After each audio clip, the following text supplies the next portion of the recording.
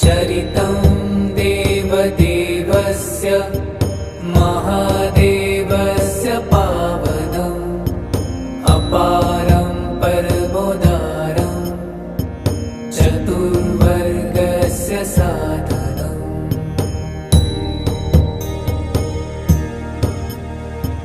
गौरीविनायकोपेतं